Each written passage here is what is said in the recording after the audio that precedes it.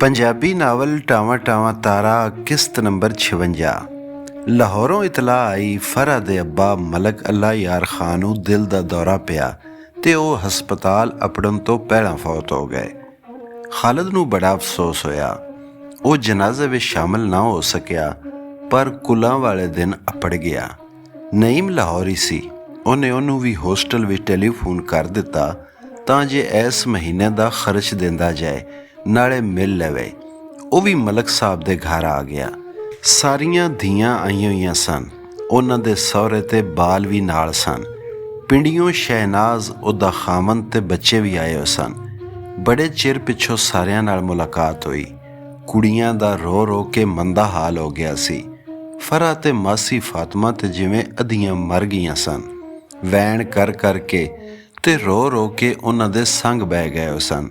ਖ਼ਤਮ ਪੜ੍ਹ ਕੇ ਬੰਦੇ ਟੁਰ ਗਏ ਤੇ ਸ਼ਹਿਨਾਜ਼ ਉਹਨੂੰ ਅਨੈਕਸੀ ਵਿੱਚ ਬੁਲਵਾਇਆ। ਅਗਲਾ ਪਿਛਲਾ ਹਾਲ ਚਾਲ ਪੁੱਛਿਆ, ਦੱਸਿਆ। ਉਹਦੀ ਅੰਮੀ ਤੇ ਬੀਵੀ ਦਾ ਅਫਸੋਸ ਕੀਤਾ ਤੇ ਫੇਰ ਆਖਿਆ, ਤੁਸੀਂ ਇਕੱਲੇ ਰਹਿੰਦੇ ਹੋ।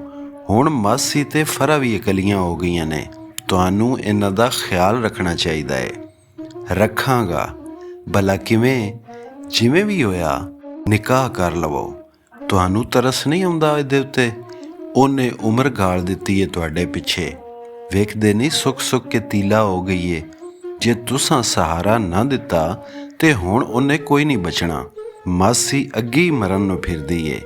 ਇਸ ਘਰ ਨੂੰ ਜੰਦਰਾ ਵੱਜ ਜਾਣਾ ਹੈ ਤੇ ਡੇਮੂਆਂ ਖਖਰਾਂ ਪਾ ਲੈਣੀਆਂ ਨੇ।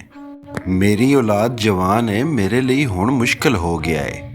ਕੋਈ ਮੁਸ਼ਕਿਲ ਨਹੀਂ, ਤੁਸੀਂ ਉਹਨੂੰ ਆਪਣੇ ਹੱਕ ਵਿੱਚ ਕਰ ਲਵੋ। ਭਾਵੇਂ ਐਸੇ ਘਰ ਵਿੱਚ ਰਹਿੰਦੀ ਰਵੇ।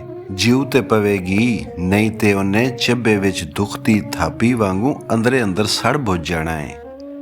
ਮੈਂ ਉਹਦੇ ਬਾਰੇ ਸੋਚਦਾ ਰਹਿਣਾ। ਨਿਰਾ ਸੋਚਣ ਨਾਲ ਗੱਲ ਨਹੀਂ ਬਣਦੀ। ਤੁਸੀਂ ਤੇ ਬੜੇ ਪ੍ਰੈਕਟੀਕਲ ਬੰਦੇ ਹੋ। ਹਿੰਮਤ ਨਹੀਂ ਪੈਂਦੀ। ਅੱਗੋਂ ਉਹਨੇ ਅਜਿਹੀ ਗੱਲ ਕੀਤੀ ਪਈ ਐਸ ਉਮਰੇ ਵੀ ਉਹਦੇ ਕੰਨ ਸੜਨ ਲੱਗ ਪਏ। ਉਹਦੇ ਅੰਦਰ ਸ਼ਰਾਰਤੀ ਤੇ ਅਣਝੱਕ ਕੁੜੀ ਅਜੇ ਉਸੇ ਤਰ੍ਹਾਂ ਮੌਜੂਦ ਸੀ। ਸ਼ੋਖੀ ਨਾਲ ਹੱਸ ਕੇ ਬੋਲੀ, ਦਾਣੇ ਤੇ ਨਹੀਂ। ਉਹਨੇ ਥੁੱਕ ਨਾਲ ਸੰਗ ਗਿੱਲਾ ਕੀਤਾ ਤੇ ਸਿਰ ਖੁਰਕ ਕੇ ਆਖਿਆ, ਹੁਣ ਤੇ ਤੂੰ ਅਸਲੋਂ ਹੀ ਲਾ ਛੱਡੀ ਹੋਈ ਏ। ਮੈਂ ਤੇ ਧੀਆਂ ਪੁੱਤਰਾਂ ਨਾਲ ਵੀ ਖੁੱਲੀਆਂ ਡੁੱਲੀਆਂ ਗੱਲਾਂ ਕਰ ਲੈਂਦੀ ਹਾਂ। ਤੁਸੀਂ ਤੇ ਬਿਰਾ ਤੇ ਸਹੇਲੇ ਹੋ। ਬੰਦੇ ਨੂੰ ਹਕੀਕਤ ਪਸੰਦ ਹੋਣਾ ਚਾਹੀਦਾ ਏ ਤੇ ਜਿਹੜੀ ਗੱਲ ਦਿਲ ਤੇ ਦਿਮਾਗ ਵਿੱਚ ਪੁੜਦੀ ਹੋਵੇ ਉਹ ਲੁਕਾਉਣੀ ਨਹੀਂ ਚਾਹੀਦੀ। ਦਿਲ ਉੱਤੇ ਭਾਰ ਰਹਿੰਦਾ ਏ। ਖੁਰੇ ਰੱਬ ਨੂੰ ਸਾਡਾ ਮੇਲ ਪਸੰਦ ਨਹੀਂ। ਮੇਰਾ ਵੱਡਾ ਮੁੰਡਾ ਨਈਮ ਫਰਹਾ ਤੋਂ ਬੜਾ ਖੱਜ ਖਾਂਦਾ ਏ। ਇੰਜੀਨੀਅਰਿੰਗ ਵਿੱਚ ਪੜ੍ਹਦਾ ਏ। ਜਵਾਨ ਏ, ਕੋਈ ਗਲਤ ਹਰਕਤ ਨਾ ਕਰ ਬੈਠੇ। ਕਦੀ ਸਾਡੇ ਕੋਲ ਇੱਕ ਹਫ਼ਤੇ ਲਈ ਘੱਲ ਦਿਓ ਤੇ ਸਿੱਧਾ ਤੀਰ ਕਰਦੇ ਆ ਉਹਨੂੰ।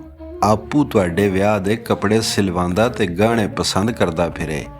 ਤੇਰੇ ਕੋਲ ਕੋਈ ਜਾਦੂ ਏ? ਆਹੋ, ਉਹ ਨਹੀਂ ਜਾਣ ਲੱਗਾ ਤੇਰੇ ਕੋਲ। ਉਹ ਤੇ ਅੱਜ ਇੱਥੇ ਆ ਕੇ ਵੀ ਬੜਾ ਅਪਸੈਟ ਏ।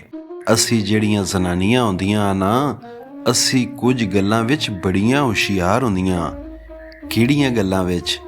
ਹੁਣ ਥੋੜ੍ਹਾ ਚਿਰ ਪਹਿਲੋਂ ਦੀ ਗੱਲ ਏ, ਜਦੋਂ ਤੁਸੀਂ ਮਾਸੀ ਨਾਲ ਅਫਸੋਸ ਕਰਨ ਅੰਦਰ ਆਏ ਸੋ। ਕੀ ਹੋਇਆ ਸੀ? ਉਹ ਰਿਜ਼ਵਾਨਾ ਦੀ ਕੁੜੀ ਨਾਇਲਾ ਨੂੰ ਬੜੀ ਨੀਝ ਲਾ ਕੇ ਵੇਖ ਰਿਹਾ ਸੀ। ਜਵਾਨ ਮੁੰਡਾ ਜੋ ਹੋਇਆ, ਬਹੁਤ ਸੋਹਣੀ ਏ। ਫਰਹਾ ਦਾ ਤੇ ਆਪਣੀ ਮਾਂ ਦਾ ਸਾਰਿਆਂ ਦਾ ਨੰਬਰ ਕੱਟ ਗਈ ਏ। ਆਖੋ ਤੇ ਮੈਂ ਰਿਜ਼ਵਾਨਾ ਨੂੰ ਦੱਸ ਦਿਆਂ ਭਈ ਉਹਦੇ ਉੱਤੇ ਹੁਣੇ ਤੂੰ ਰਿਜ਼ਰਵ ਦੀ ਚੇਪੀ ਲਾ ਛੱਡੇ। ਇਹ ਤੂੰ ਅਫਸੋਸ ਕਰਨ ਆਈ ਹੋਈ ਹੈ ਜਾਂ ਰਿਸ਼ਤੇ ਕਰਾਉਣ?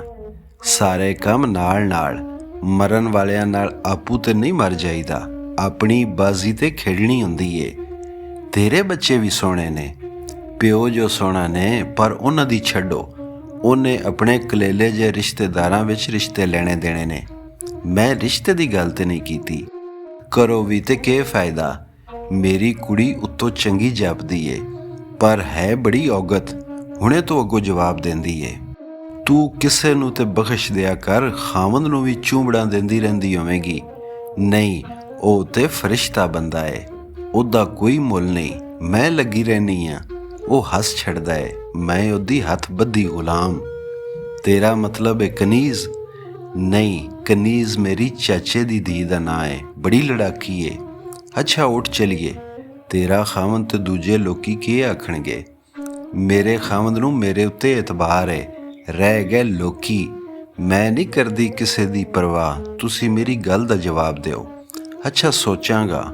ਇੰਨੇ ਮਹੀਨੇ ਹੋ ਗਏ ਨੇ ਬਹਿਸ਼ਤਣ ਨੂੰ ਮੋਇਆਂ, ਅਜੇ ਤੁਹਾਡਾ ਸੋਚਣ ਹੀ ਨਹੀਂ ਮੁੱਕਿਆ। ਸ਼ਹਿਨਾਜ਼ ਆਖਿਆ, ਮੈਂ ਬਾਹਰ ਨਹੀਂ ਨਿਕਲਣ ਦੇਣਾ ਜਦੋਂ ਤੀ ਕੋਈ ਢੰਗ ਦਾ ਵਰ ਜਵਾਬ ਨਾ ਦਿੱਤਾ। ਅੱਛਾ ਮੈਂ ਤੈਨੂੰ ਪਿੰਡੀ ਖਤ ਲਿਖ ਦਿਆਂਗਾ ਸੋਚ ਕੇ। ਠੀਕ ਏ, 1.25 ਮਹੀਨਾ ਉਡੀਕਾਂਗੀ, ਫਿਰ ਤੁਸੀਂ ਬੰਦੋਬਸਤ ਕਰ ਲੈਣਾ। ਮੈਂ ਉਹਦੀਆਂ ਮੁਸ਼ਕਾਂ ਬੰਨ੍ਹ ਕੇ ਤੁਹਾਡੇ ਘਰ ਸੱਟ ਆਉਣੀ ਏ। ਉਹ ਚੁੱਪ ਰਿਹਾ। ਉਹ ਉੱਠ ਖਲੋਤੀ, ਉਹ ਵੀ ਉੱਠ ਖਲੋਤਾ। ਜਾਂਦਿਆਂ ਹੋਇਆ ਆਖਣ ਲੱਗੀ, ਕੋਈ ਵਾਧੂ ਗੱਲ ਮੂੰਹੋਂ ਨਿਕਲ ਗਈ ਹੋਵੇ ਤੇ ਮਾਫ਼ ਕਰ ਦੇਣਾ। ਤੁਸੀਂ ਮੇਰੇ ਵੱਡੇ ਜਾਂ ਖੋਰੇ ਨਿੱਕੇ ਭਰਾ ਹੋ, ਬਰਾਬਰ ਦਾ। ਚਲੋ ਫੇਰ ਤੇ ਹੋਰ ਚੰਗਾ ਏ, ਰੱਬ ਰਾਖਾ। ਬਹੁਤੇ ਲੋਕੀ ਟੁਰ ਗਏ ਸਨ, ਪਰ ਅਜੇ ਵੀ ਘਰ ਭਰਿਆ ਹੋਇਆ ਸੀ। ਖਾਲਿਦ ਤੇ ਨਈਮ ਨੂੰ ਵੀ ਉਹਨਾਂ ਰੋਕ ਲਿਆ ਭਈ ਰੋਟੀ ਖਾ ਕੇ ਜਾਣ, ਦੇਗਾਂ ਪੱਕ ਗਈਆਂ ਨੇ। ਡਰਾਇੰਗ ਰੂਮ ਵਿੱਚ ਬੰਦਿਆਂ ਨੂੰ ਵੱਖਰਿਆਂ ਰੋਟੀ ਖਵਾਈ ਗਈ। ਉਹ ਖਾਂਦੇ ਪਏ ਸਨ ਜਦੋਂ ਇੱਕ ਮੁੰਡਾ ਅੰਦਰ ਆਇਆ ਤੇ ਖਾਲਿਦ ਨੂੰ ਆਖਿਓਸ, ਆਂਟੀ ਸ਼ਹਿਨਾਜ਼ ਨੇ ਨਈਮ ਬਾਈ ਨੂੰ ਅੰਦਰ ਸੱਦਿਆ ਏ। ਖਾਲਿਦ ਦੇ ਕੰਨ ਖਲੋ ਗਏ, ਪਰ ਉਹਨੇ ਆਖਿਆ, ਰੋਟੀ ਖਾ ਕੇ ਆਉਂਦਾ ਏ। ਇਹ ਆਂਟੀ ਸ਼ਹਿਨਾਜ਼ ਕੌਣ ਨੇ? ਨਈਮ ਹੌਲੀ ਜਿਹਾ ਪੁੱਛਿਆ। ਫੁੱਫੀ ਏ ਤੇਰੀ, ਖਾਲਿਦ ਆਖਿਆ, ਮੇਰੀ ਭੈਣ ਬਣੀ ਹੋਈ ਏ, ਪਿੰਡੀਓ ਆਈ ਹੋਈ ਏ ਤੇ ਬੜੀ ਮਿਲਨਸਾਰ ਏ। ਤੇਰਾ ਪੁੱਛਦੀ ਪਈ ਸੀ, ਮਿਲਣਾ ਚਾਹੁੰਦੀ ਏ। ਰੋਟੀ ਖਾ ਕੇ ਨਈਮ ਸੰਗਦਾ ਸੰਗਦਾ ਅੰਦਰ ਗਿਆ। ਅੱਗੇ ਲੰਘਾ। ਸ਼ਹਿਨਾਜ਼ ਦੂਰੋਂ ਆਵਾਜ਼ ਦਿੱਤੀ, ਮੈਂ ਤੈਨੂੰ ਸੱਦਿਆ ਏ। ਨਈਮ ਨੇੜੇ ਆ ਕੇ ਸਲਾਮ ਕੀਤਾ। ਉਹਨੇ ਗੋਡੇ ਮੁੱਢ ਬਿਠਾ ਕੇ ਪਿਆਰ ਦਿੱਤਾ। ਸਗੋਂ ਪਿਓ ਤੇ ਗਿਆ ਏ, ਜਿਉਂਦਾ ਰਵੇ, ਲੰਮੀ ਹਯਾਤੀ ਹੋਵੇ। ਜ਼ਨਾਨੀਆਂ ਦਰੀ ਉੱਤੇ ਬਹਿ ਕੇ ਰੋਟੀ ਖਾਂਦੀਆਂ ਪਈਆਂ ਸਨ। ਇੱਕ ਬਾਜੜ ਜਿਹੀ ਪਈ ਹੋਈ ਸੀ, ਮੂੰਹ ਤੇ ਚਮਚੇ ਚੱਲ ਰਹੇ ਸਨ। ਇਹ ਡੂੰਘਾ ਇੱਧਰ ਕਰੀ ਨਾ, ਬਸ ਅੱਧਾ ਨਾਨ, 2-1 ਬੋਟੀਆਂ ਸਿਰਫ। ਬਾਲਾਂ ਵਾਲੀਆਂ ਆਪੂ ਘੱਟ ਖਾਂਦੀਆਂ ਤੇ ਬਾਲਾਂ ਦੇ ਮੂੰਹਾਂ ਵਿੱਚ ਬੋਟੀਆਂ ਤੇ ਜ਼ਰਦੇ ਦੇ ਚਮਚੇ ਧੱਕੇ ਜ਼ੋਰੀ ਨਾਲ ਪਾਉਂਦੀਆਂ। ਫਰਾ ਦੀ ਕੰਡ ਸੀ। ਨਈਮ ਆਇਆ ਤੇ ਉਹਨੇ ਵੀ ਪਰਤ ਕੇ ਪਿਆਰ ਦਿੱਤਾ। ਰੋਟੀ ਖਾ ਲਈਏ ਬੇਟਾ? ਸ਼ਹਿਨਾਜ਼ ਪੁੱਛਿਆ। ਜੀ ਆਂਟੀ। ਮਾਸ਼ਾਅੱਲਾ, ਇੰਜੀਨੀਅਰ ਬਣ ਕੇ ਇਸਲਾਮਾਬਾਦ ਆ ਜਾਵੀਂ ਸਾਡੇ ਕੋਲ, ਬੜੀਆਂ ਖਾਤਰਾਂ ਕਰਾਂਗੀ, ਸਕੀਆਂ ਫੁੱਫੀਆਂ ਨਾਲੋਂ ਬਹੁਤੀ। ਅੱਛਾ ਬਾਜੀ, ਅਸੀਂ ਹੁਣ ਜਾਈਏ, ਮਾਸੀ ਹੋਰੀ ਬਿਮਾਰ ਨੇ, ਸਵੇਲੇ ਫੇਰ ਆ ਜਾਵਾਂਗੀ। ਰਿਜ਼ਵਾਨਾ ਫਰਾ ਨੂੰ ਆਖਿਆ। ਠੀਕ ਏ। ਫਰਾ ਆਖਿਆ, ਕਿਵੇਂ ਜਾਊਗੀਆਂ? ਗੱਡੀ ਤੁਹਾਡੀ ਤੇ ਆਈ ਨਹੀਂ। ਚੌਕ ਵਿੱਚੋਂ ਟਾਂਗਾ ਟੈਕਸੀ ਲੱਭ ਜਾਏਗੀ। ਸ਼ਹਿਨਾਜ਼ ਸੁਣਦੀ ਪਈ ਸੀ। ਉਹਨੂੰ ਮੌਕਾ ਲੱਭ ਗਿਆ। ਆਖਣ ਲੱਗੀ, ਨਈਮ ਬੇਟਾ ਜਾ ਆਂਟੀ ਨਾਲ, ਚੌਕ ਵਿੱਚ ਕੋਈ ਟਾਂਗਾ ਟੈਕਸੀ ਲੱਭ ਕੇ ਬਿਠਾ। ਜੀ ਆਂਟੀ। ਨਹੀਂ, ਅਸੀਂ ਚਲੀਆਂ ਜਾਵਾਂਗੀਆਂ, ਰਿਜ਼ਵਾਨਾ ਆਖਿਆ। ਛੱਡ ਆਵੇਗਾ ਨਈਮ, ਸ਼ਹਿਨਾਜ਼ ਆਖਿਆ। ਰਿਜ਼ਵਾਨਾ ਚੁੱਪ ਹੋ ਗਈ। ਕਿਧਰੇ ਸ਼ਹਿਨਾਜ਼ ਬਾਜੀ ਸਾਰਿਆਂ ਦੇ ਸਾਹਮਣੇ ਕੁਝ ਹੋਰ ਨਾ ਆਖ ਦੇਵੇ। ਠੀਕ ਹੈ ਆਂਟੀ, ਨਈਮ ਨਾਇਲਾ ਵੱਲ ਵੇਖਦੇ ਹੋਇਆ ਆਖਿਆ, ਜਿਹੜੀ ਰਿਜ਼ਵਾਨਾ ਨੂੰ ਉਹਦੀ ਚਾਦਰ ਫੜਾਉਂਦੀ ਪਈ ਸੀ। ਮਾਸ਼ਾਅੱਲਾ, ਸਾਊ ਪਿਓ ਦਾ ਪੁੱਤਰ ਹੈ। ਸ਼ਹਿਨਾਜ਼ ਰੁਖਸਤੀ ਦਾ ਪਿਆਰ ਦਿੱਤਾ। ਵਿਚਾਰੀ ਮਾਂ ਨੂੰ ਨਸੀਬ ਨਾ ਹੋਇਆ ਇਹਦੀਆਂ ਖੁਸ਼ੀਆਂ ਵੇਖਦੀ। ਨਈਮ ਸਲਾਮ ਕੀਤਾ ਤੇ ਰਿਜ਼ਵਾਨਾ ਤੇ ਉਹਦੀਆਂ 2 ਕੁੜੀਆਂ ਨਾਇਲਾ ਤੇ ਸਦਫ ਨੂੰ ਛੱਡਣ ਟੁਰ ਗਿਆ।